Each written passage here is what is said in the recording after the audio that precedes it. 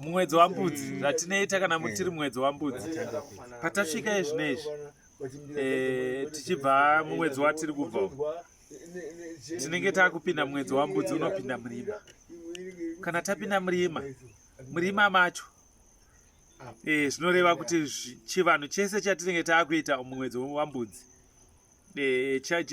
murima umu zvikureva takachikumbira mwedzi wambudzi usati waita se wagara. Mwedzi wambudzi zvaunga usati wagara zvinoreva kuti kana tazopinda mwedzi wacho iwoyo chaiwo hakusina chivanhu chinoitwa, asi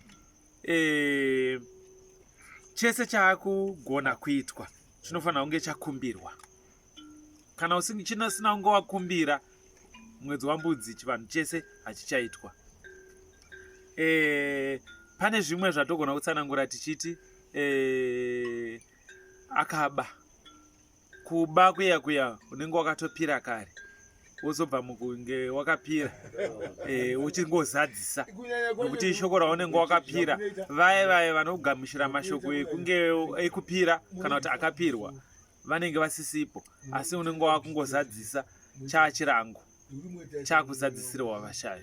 Saka izvi inguva yevashayi, nguva yekuti aiwa taakupira vashayi havana mwaka, havana chiyerwa, havana zvinovakanganisa. Saka mwedzi uyu haukanganise vashayi. Saka nazvino izvinezvi tamwedzi wambudzi unogona kugara mushure memazuva 3 kubva izvinezvi, nokuti izvino tiri tapinda murima kubva muzuva ranhasi 26 October tapinda murima, taakumirira mazuva 3 zuva rechina mwedzi wambudzi wobva wagara. Ndio chimiro chatanacho izvinezvi.